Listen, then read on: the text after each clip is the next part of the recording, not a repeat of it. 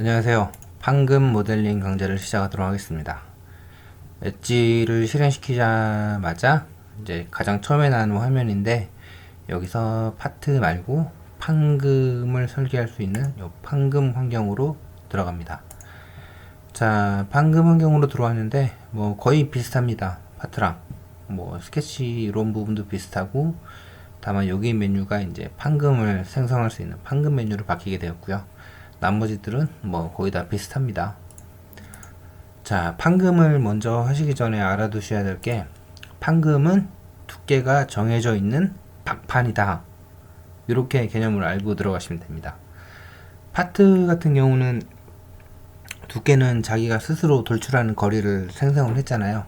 판금 같은 경우는 두께가 이미 정해져 있습니다. 그 정해져 있는 걸 가지고 구부리고 어떤 밴딩 작업이나 어떤 CSK나 어떤 다른 작업을 통해서 모양을 만들어가는 그런 형태라고 보시면 될 것 같습니다. 자, 그렇게 하기 위해서 가장 먼저 처음에 세팅을 해줘야 될 게, 등록 정보에서 재료 테이블에 먼저 들어갑니다. 여기서 게이지 등록 정보라는 데를 먼저 들어가서, 여기서 이제 제가 입력해 놓은 항목인데 여러분들 아마 이게 없을 겁니다. 여기에서 만약에 나는 3T를 가지고 설계를 할 것이다. 3T에 대해서 뭐 재료 두께 3T, 릴리프 깊이 뭐 1mm, 굽힘 반경은 0.3, 릴리프 폭은 뭐 한 1mm 이렇게 주었고요. 아래쪽 항목이 중요한데, 아래쪽 요 굽힘 방정식이라는 요 항목은 그 박판 설계에 있어서 연신율이 굉장히 중요한 요소로 그 자리를 잡고 있거든요. 그 연신율을 제어해 줄 수 있는 항목이 여기 중립개수라고 보시면 됩니다. 이 중립개수는 그 절곡이 되는데 안쪽은 수축이 되고 이제 바깥쪽은 늘어나는 형상이잖아요. 그 형상인데, 그 수축되지도 않고 늘어나지도 않는 그 부분을 중립이라고 부르는데, 그 중립 값을 찾아서 여기에 입력을 해 줌으로써 얘는 그 값을 기억을 해서 연신율을 산출합니다. 자세한 내용은 여기 저희가 이용하고 있는 여기 3D엣지 유니버시티라는 카페에서, 여기서 자료실에 NF 팩터 엑셀 프로그램 요 부분을 다운받아서 연신율의 값을 입력을 하면 여러분들이 원하는 중립개수를 얻을 수 있을 겁니다. 여기 뭐 한 1.2T의 연신율은 뭐 1.9인데 1.9의 NF 팩터는 0.33357이다. 요 값을 입력을 하고 진행을 하면 연신율 1.9만큼 적용이 된다는 얘기입니다. 자, 요거는 카페에 오셔서 한번 다운받아서 설정을 해 주시고요. 자, 여기까지 설정이 다 끝났다면, 자, 판금 기능을 하나하나 알아보도록 하겠습니다. 자, 탭은 뭐 파트의 돌출이랑 똑같은 건데, 박판이라고 말씀드렸잖아요. 박판이라고 해서 아까 전에 저희가 등록 정보에서 세팅해 놓은 그 두께만큼 돌출이 될 겁니다. 자, 두께 2.3T라고 바로 나오죠. 자, 이렇게 해서 돌출을 시키고, 자, 탭 기능으로 이렇게 활용을 하시면 되고요. 탭 한번 다시 한번 해보겠습니다. 탭으로 해서, 자, 베이스 영상을 가지고, 자, 이쪽에도 오픈 프로파일로 해서 하나 더 그려보죠. 입력을 하고 다시 라인으로 연결을 해서, 자, 이런 모양의 탭을 하나 해서, 자, 이렇게 탭을 이렇게 연장시킬 수도 있고요. 기본 베이스를 만들 때도 많이 사용을 합니다. 자, 이렇게 탭이 난 상태에서 이 플랜지 기능으로 해당 모서리를 잡고 잡아 끌 수 있습니다. 자, 이쪽으로 끌면 이쪽으로 오고, 이쪽으로 내리면 이쪽으로 갑니다. 자, 대부분 옵션 같은 경우가 처음 설치하면 내부 치수로 되어 있는데요. 내부 치수는 여기 두께 2.3T만큼 빠진 다음에 거기서부터 거리를 재는 거고, 이 외부 치수는 두께를 포함해서 전체 길이를 해주는 거기 때문에 판금에서는 대부분 다 외부 치수를 많이 사용하지 않을까 싶습니다. 자, 외부 치수로 이렇게 세팅을 해 놓으시고요. 자, 길이는 한 20mm만큼. 자, 이렇게 해서 플랜지를 뽑았습니다. 결국 이쪽도 플랜지를 뽑는데 지금 전체 면이 다 나왔는데 나는 여기 반만큼만 할 것이고 반은 안 하고 싶다 이렇게 생각하신다면 여기에 옵션이 또 있습니다. 끝단. 자, 이쪽 끝단을 먼저 선택을 하면, 자, 이쪽 끝단에서 한 3분의 1 정도를 나눠서 얘가 돌출을 하는데요. 자, 이만큼 돌출을 시키고 나머지는 치수를 클릭해서 한 60 정도 입력을 하면, 자, 이렇게만큼 거리만큼 60만큼 이 플랜지가 20mm만큼 또 꺾인 걸 보실 수 있습니다. 이 플랜지에 대해서 옵션이 꽤 많아요. 아니면 여기 이 범위에서 이 중간점을 기준으로 해서 뽑을 수도 있고, 끝단인데 이쪽 끝단이냐 이쪽 끝단이냐, 자, 이쪽 끝단이다, 이쪽 끝단을 기준으로 할 수도 있고, 아니면 이 거리에서 양쪽 끝단을 남기고 가운데를 해서 이렇게 뺄 수도 있습니다. 이 끝단에서부터 어느 정도 거리를 띄고, 자, 이렇게 돌출시키는 건데요. 그 메뉴에 각각에 맞게 치수는 자동으로 기입이 들어갔습니다. 여기서 20mm를 띄고 이 플랜지의 길이는 30mm다. 자, 이렇게 세팅을 해주실 수 있으시겠죠? 플랜지가 이거였고요. 자, 윤곽 플랜지에 대해서 알아보겠습니다. 자, 윤곽 플랜지는 어떤 모서리를 잡고 스케치를 그려서 그 스케치가 따라가는 형상의 윤곽을 따라가는 형상의 플랜지를 만들 수 있습니다. 자, 이렇게 해서 이런 식으로, 이게 파트 환경의 돌출과 좀 비슷하죠.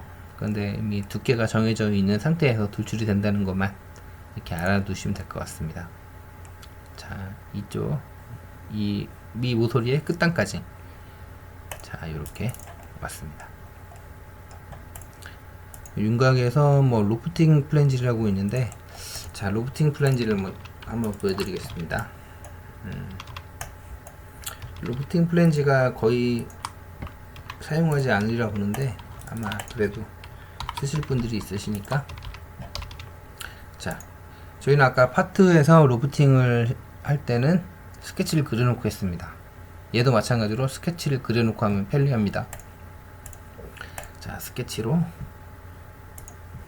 자, 이런 형상을 그려보죠. 자, 이런 형상을 그렸고, 다시 스케치인데 평면을 이용해서 한 150mm만큼 떨어뜨려서 다시 여기다가 얘보다는 좀 더 크게 그려보도록 하겠습니다.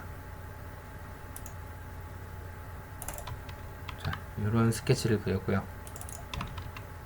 자, 로프팅 플랜지, 자, 이 부분과, 자, 이 부분을 이렇게 연결시켜주면, 자, 두께가 돌출되는 방향이 안쪽이냐 바깥쪽이냐, 저는 안쪽으로 진행하도록 하겠습니다. 자, 저할 때는 이렇게 해서 로프팅 플랜지가 생성이 됐죠. 파트의 로프팅 기능과 똑같다고 보시면 됩니다. 이 로프팅 플랜지는, 자, 이런 기능이었고요. 햄은 많이 아시죠? 여기 같은 판금에서 이제 손 다치지 말라고 이렇게 안쪽으로 한번 꺾어놓는 부분인데, 어떤 모서리마다 다 선택을 해 주실 수 있으니까 적절히 활용하시면 될 것 같습니다. 자, 이 햄도 이쪽에 햄을 하고, 이 햄에 대한 옵션을 들어가서 닫힘 형상인지 열림 형상인지 아니면 S 플랜지인지 이런 것들을 다 지정해 줄 수 있거든요. 자, S 플랜지로 했을 때, 자, 이런 형상이 되는 거고요.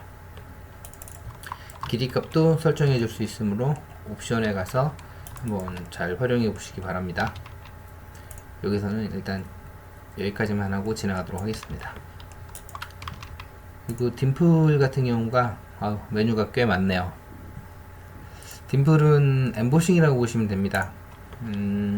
어떤 해당 면을 잡고 이 부분에 한 5파일짜리의 엠보싱을 그릴 거야. 자, 이렇게 할게요. 엠보싱 아래로 할 건가 위로 할 건가, 저 위로 하죠. 위로 한 3mm만큼. 자, 이런 엠보싱 형상이 됐고요.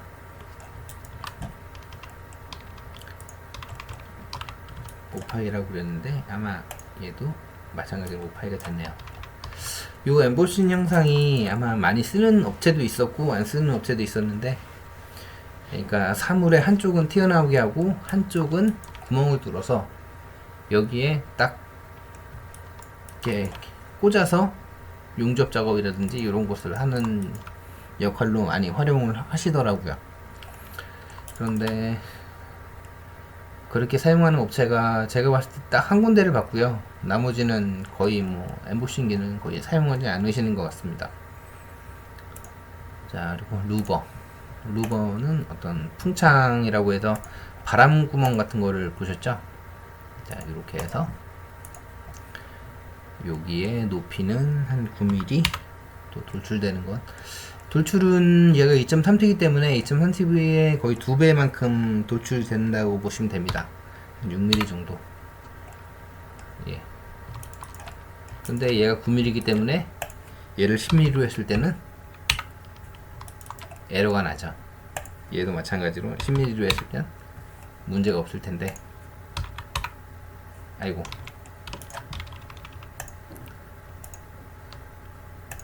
자, 일단 루버는 그런 풍창 기능이었고요.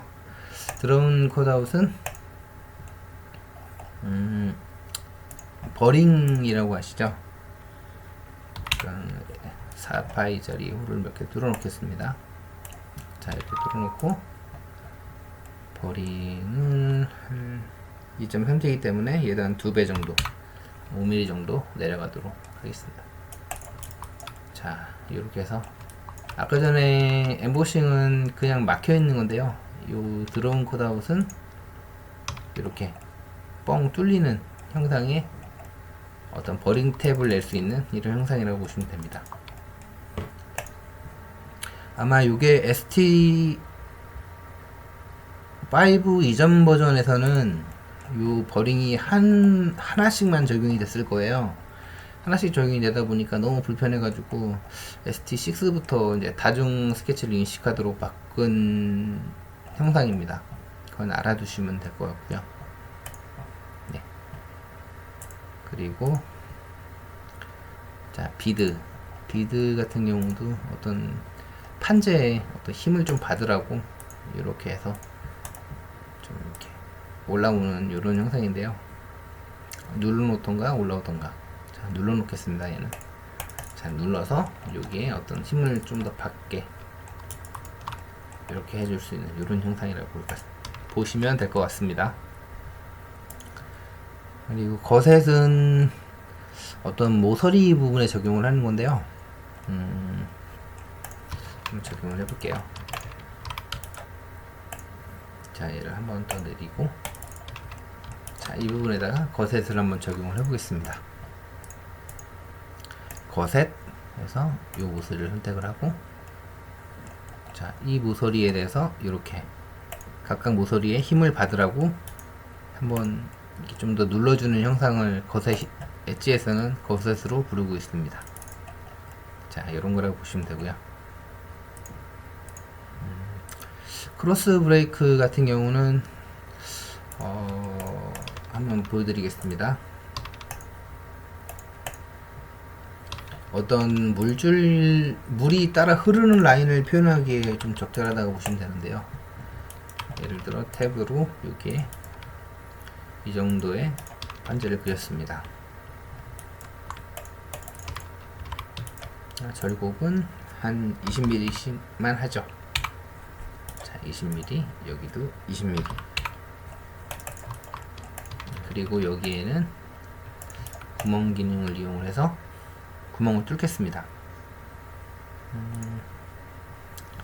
구멍은 심플 스루로 하는데 한 60파이 정도 하죠. 60파이 정도. 자, 이렇게 해서 여기 구멍을 하나 뚫어 놓겠습니다. 자, 이 구멍이 뚫려 있고, 자, 판금에서 기름이 뚝뚝 떨어져서 얘를 약간 기울여 놓는다고 하더라도 이렇게 내려오기 때문에 이 안쪽으로 기름이 모이기가 힘들죠. 그래서 여기에 살짝 이제 라인을 찍어서 그 라인을 따라 이제 기름 같은 게 흐르도록 하는 그런 게 있는데, 자, 여기서부터 자, 이런 식으로 표현을 하면 되겠죠. 자, 얘는 그냥 찍어 놓기만 하는 것이기 때문에 어떤 연신이랑 그렇게 크게 연관이 없습니다. 살짝만 찍어 놓는 것이니까요. 자, 크레스 브레이커를 선택을 하고 해당 면을 선택을 합니다. 그리고 아까 그렸던 스케치를 선택을 합니다. 스케치는 아래쪽으로 한 3도만큼만 적용을 할 것이다. 자, 얘는 이렇게 라인만 생겼거든요. 아무런 변화도 없이 그냥 라인만 했습니다. 어떤 현장에서 이제 그 밴딩 하시는 작업자분들이 알아보기 편리하도록, 자, 이렇게 물줄기가 따라 흐를 거다, 이렇게 표현을 해준 거라고 보시면 될 것 같습니다.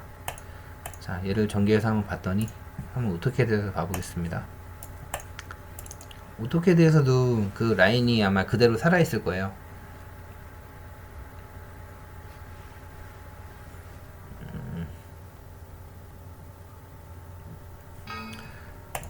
자, 이렇게 아까 전에 표현했던 그 라인이 그대로 들어왔죠.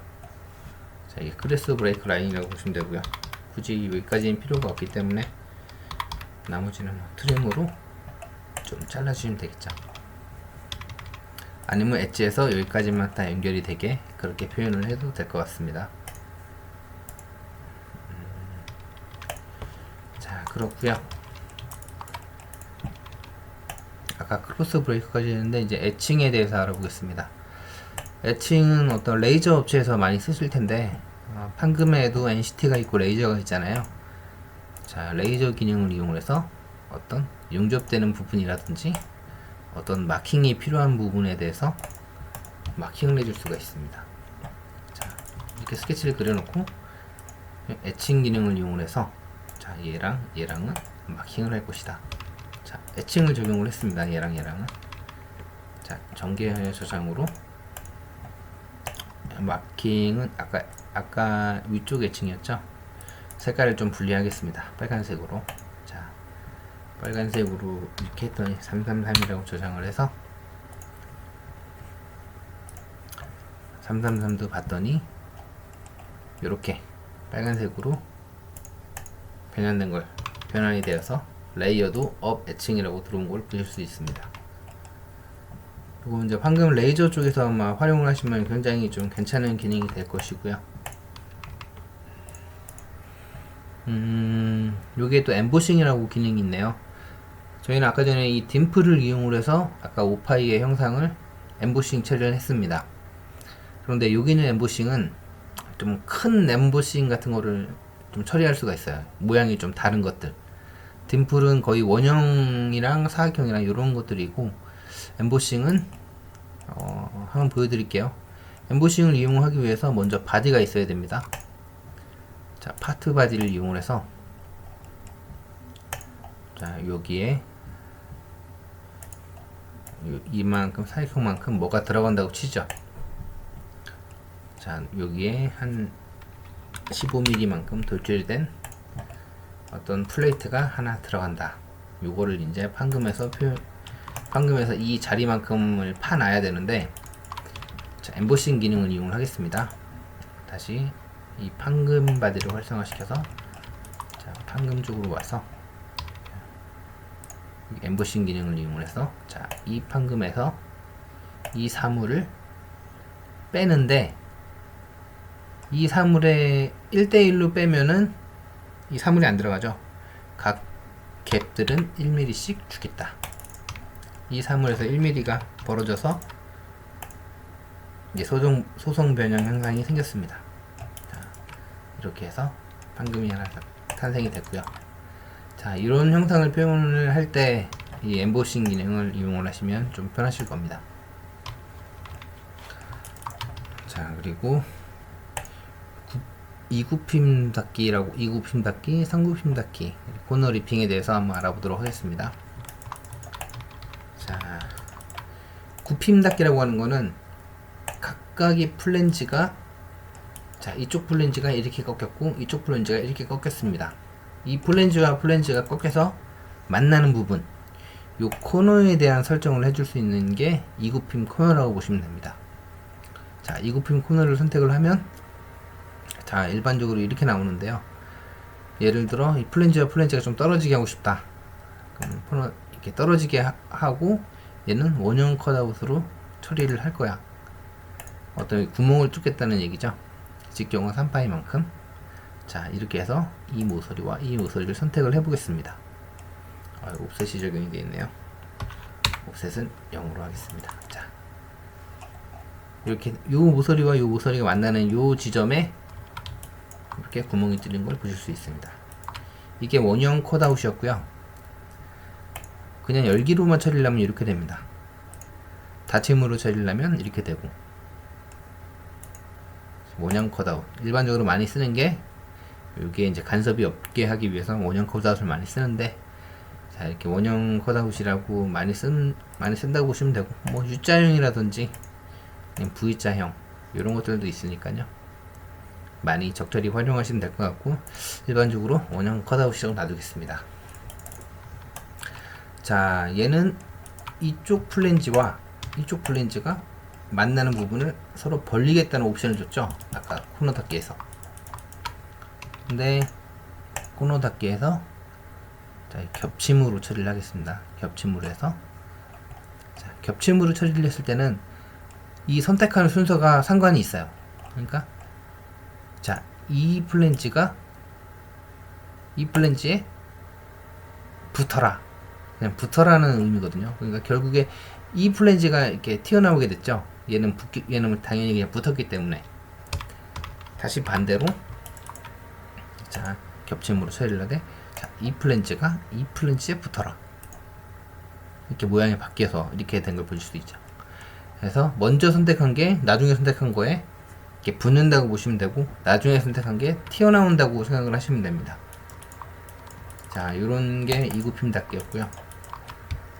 어떤 플랜지와 플랜지가 만나는 부분에 이 코너 모서리를 보신다고 생각을 하면 되고, 자, 상굽힘 닫기에 대해서 한번 알아보도록 하겠습니다. 자, 탭으로 어떤 베이스 영상을 먼저 만들어 놓고요.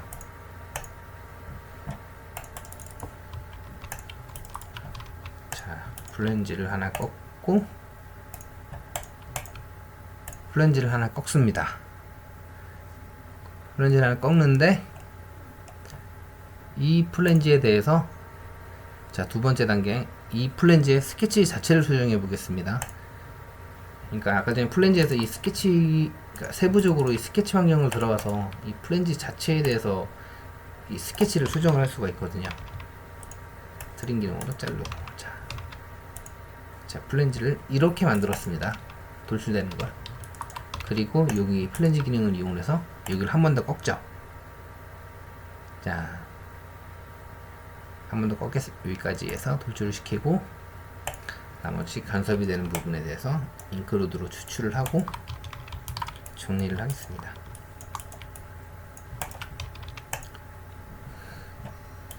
자, 이렇게 1굽힘, 2굽힘, 3굽힘이라는 코너가 생겼습니다. 이런 코너들에 대해서 활용을 하는 게 3굽힘 코너 닫기인데요. 이렇게 코너가 생겼을 경우 3굽힘 코너로 닫아줄 수 있다 라고 보시면 되는데, 좀 되는, 지금 안 되는데 좀 되는 쪽을 선택을 해주시면 됩니다. 얘도 안 되고, 얘랑 선택을 한번 해보죠. 얘도 안 되는데, 이게 왜 안 될까? 다시 한번 해보겠습니다. 자, 얘를 한번 꺾고, 얘를 한번 꺾어보겠습니다. 자, 이렇게 꺾고, 여기서 코너 닫기를, 상급핀 코너 닫기를 적용을 한번 해보죠.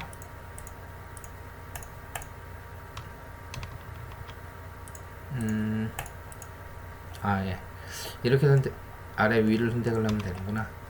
자, 아무튼 이런 형상일 경우에 상급핀 코너 닫기를 이용을 하시면 될 것 같습니다. 지금 제가 잘 안 돼서 좀 자세히 보여드리지는 못했는데, 자, 하시다 보면 아마 이해하시게 될 거예요. 예. 뭐 이렇게 큰 문제는 없으니까요. 자, 이 코너 리핑은 어떤 파트에서 판금을 모델링하고 이제 좀 찢어지는 부분에 대해서 코너 리핑을 주는 건데요. 한번 보여드리겠습니다. 자, 저희는 아까 판금을 선택하고 들어갔는데 이번엔 바로 그냥 파트를 선택하고 들어가겠습니다. 자, 파트에서 자, 대략 사각형을 하나 그리죠. 그리고 20mm만큼 돌출시켜서 아까 배운 쉘 기능으로 한 2t, 2.3t만 남기고 이쪽 면만 열고 다 정리를 하겠습니다. 자, 그리고 어플리케이션 누르고 전환해서 파트 환경인데 판금 환경으로 전환을 하겠습니다. 자, 이렇게 다시 판금 기능이 왔죠. 자, 이 상태에서 코너 리핑 기능을 사용을 하겠습니다.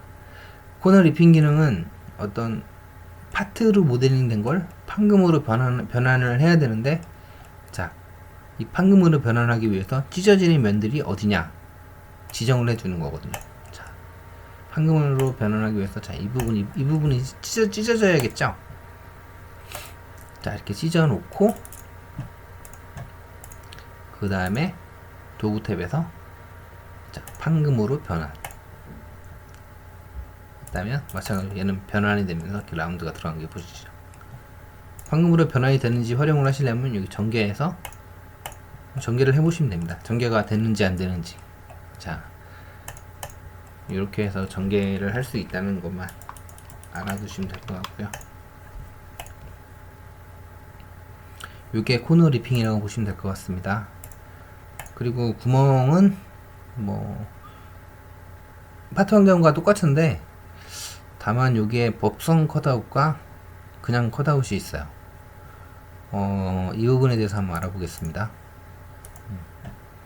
예제가 좀 있어야 될 것 같아가지고 다시 판금으로 들어가겠습니다. 자, 윤곽 플랜지를 이용을 해서 다시 그냥 처음에 저희가 탭으로 해서 베이스를 만들었는데 이 윤곽 플랜지로도 베이스를 만들 수가 있거든요. 자, 아래쪽으로 해서 2.3t만큼 자, 이 정도 돌출을 시키겠습니다. 자, 여기서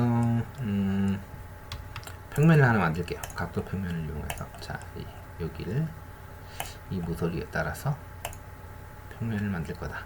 각도는 한 45도. 자, 이 정도로 해서 평면을 만들어 놓고 자, 이 평면에서 법성 컷아웃을 이용을 해서 한번 그려보겠습니다. 자, 사각형으로 이렇게 해서 자르죠. 자, 법성 컷아웃 기능으로 이렇게 잘라내겠습니다. 자, 잘라냈습니다.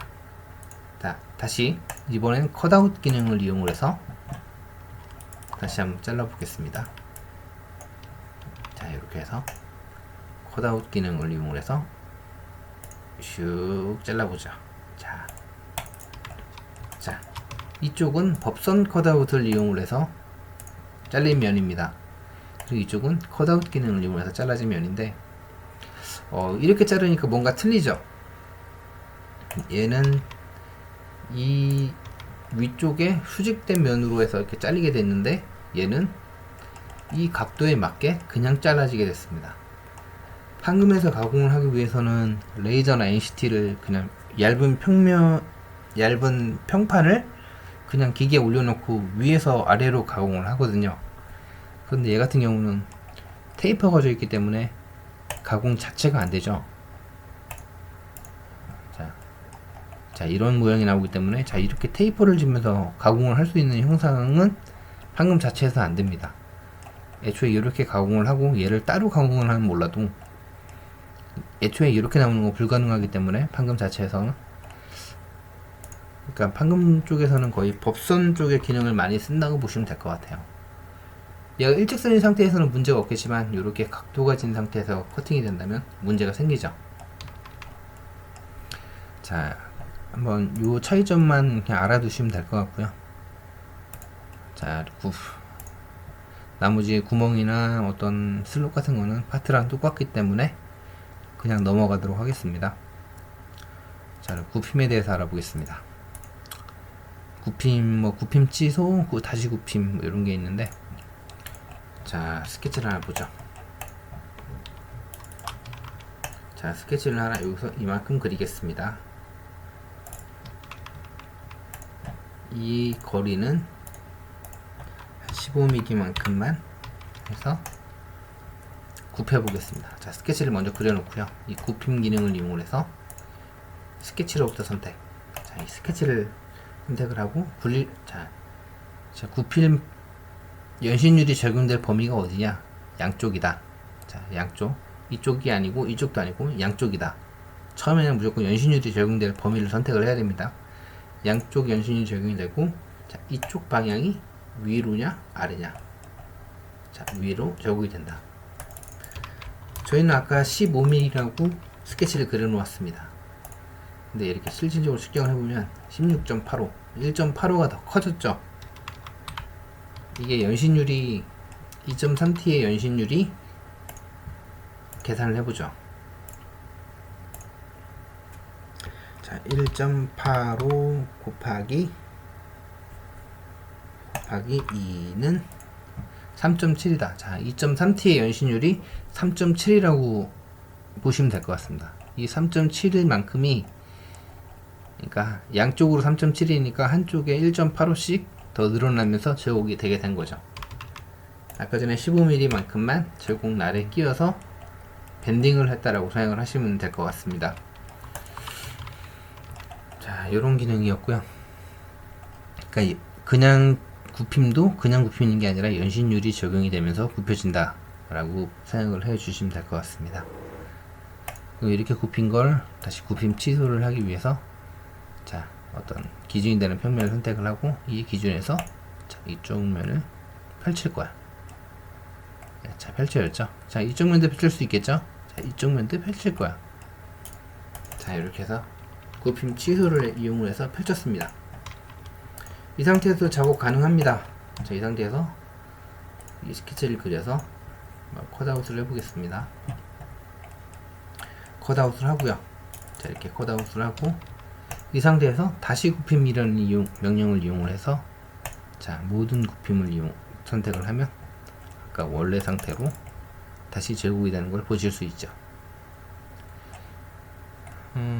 보통 일반적으로 이렇게 작업을 하지는 않는데, 이렇게 작업이 필요한 경우가 있다면 굽힘 취소를 하고 어떤 홀을 뚫고 다시 굽힘을 이용을 해서 다시 뚫을 수도 있습니다. 조그라는 기능은 아마 거의 많이 사용하지 않을 텐데, 저 같은 경우는 제티 밴딩을 이용을 할 때 조그를 많이 씁니다. 조그를 이용을 해서 어떤 면을 잡고, 자, 이 면에다가 스케치를 하나 그리겠습니다. 자, 이 스케치는 10mm만큼 하죠. 10mm만큼, 자, 아래쪽으로, 자, 이렇게 뺄 수가 있는데, 자는 뭐 이런 것들은 거의 플랜지로 잡아 빼는 게 편하죠. 플랜지로 잡아 빼고 그게 관리도 쉽고 뭐 좀 여러 가지 좋은 점이 있습니다. 조그를 사용을 하면 나중에 좀 제어가 좀 어려우실 거예요. 다만 제트 밴딩을 할 때는 좀 편하실 거기 때문에, 자, 2.3T니까 자, 2점 두께만큼만, 자, 제트 밴딩을 적용을 하겠다. 자, 10mm는 옆에서 본다면, 자, 이쪽에서 이 끝단에서부터 10mm가 된 거죠. 그러니까 남은 살이 10mm라고 보시면 될 것 같습니다. 자, 이 10mm만큼 약간 모질라지만, 자, 연신율이 또 빠졌나 보네요. 자, 이만큼 해서 어떤 제트 밴딩을 이용을 하고 싶다면 조그 기능을 이용하시는 걸 추천드리겠습니다. 자, 그리고 코너 분할 쪽인데, 뭐 코너 분할 선택하고 라운드 타입이냐 못따기 타입이냐, 라운드 타입이다. 자, 이쪽 모서리와 이쪽 모서리 선택하고 한 3할 정도만 들어가도록 설정을 해준다면, 자, 3할만큼 이렇게 라운드가 들어가죠. 다시 코너 분할, 이쪽은 못따기로 적용하겠습니다. 자, 못따기 타입이다.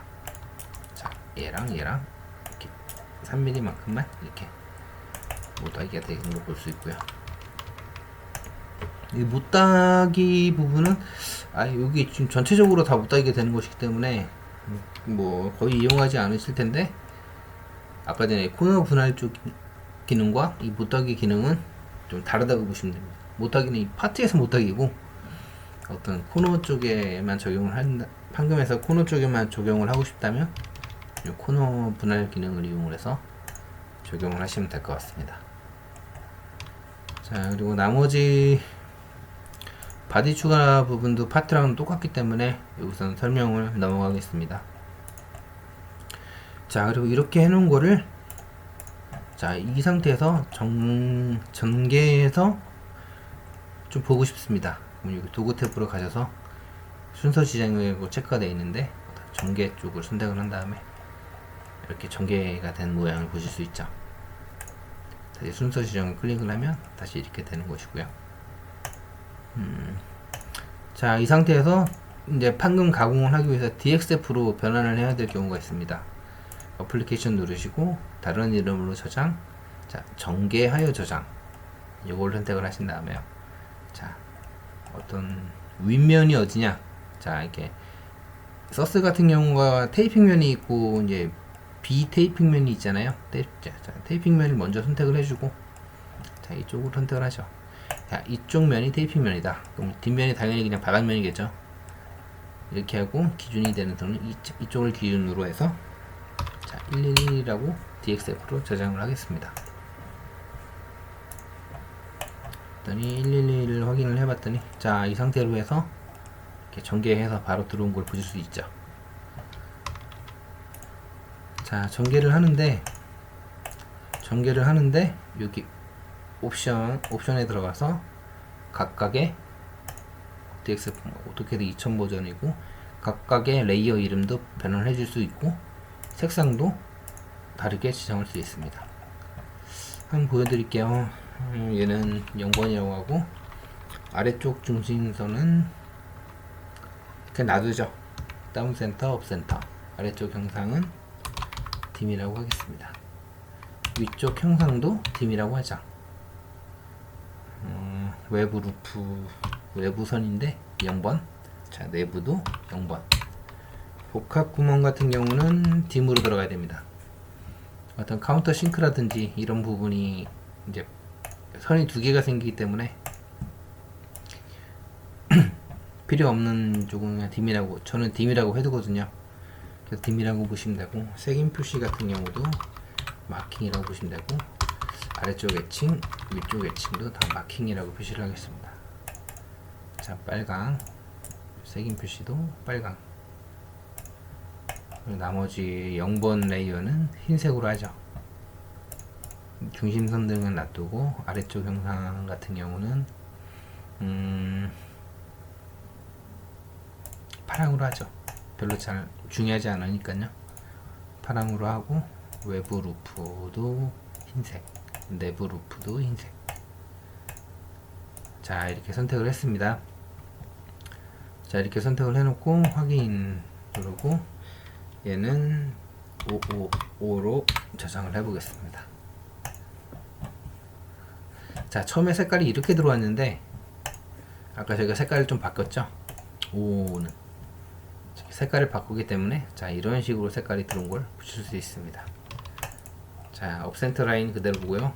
자, 외부 루프, 자, 레이어도 0번으로 들어왔습니다. 색깔도 흰색이고, 자, 아래쪽도 다 이러고, 자, 다 0번으로 들어왔죠. 자, 이렇게 활용하시면 좀 편리하실 것 같습니다. 자, 여기까지 해서 요 판금 기능에 대해서 알아보았습니다. 그리고 하나하나 연습을 하실 수밖에 없어요. 어떤 파트 모델링과는 틀리게 판금은 이제 실질적으로 가공을 하기 위해서 그려야 되는 형상이거든요. 그러니까 파트는 거의 뭐 막 그려도 어떤 가공이라든지 이런 것들은 좀 알아서 좀 하시겠지만, 판금 같은 경우는 실질적으로 이제 작업자가 실질적으로 직접 알아서 그릴 수밖에 없거든요. 현장에 적응이 되게. 예를 들어 플랜지가 여기 이만큼 절곡이 얘 같은 경우는 밴딩이 엣지상에서는 밴딩이 되는데 실질적으로 현장에서는 이런 형상은 적용되지가 못하죠. 너무 이게 간격이 너무 짧기 때문에 어떤 적용이 안 될 겁니다. 그럼 이게 밴딩이 아니라 용접으로 처리를 해야 되는 부분이거든요. 이런 것들을 감안을 하면서 설계를 해 주시면 될 것 같습니다. 감사합니다.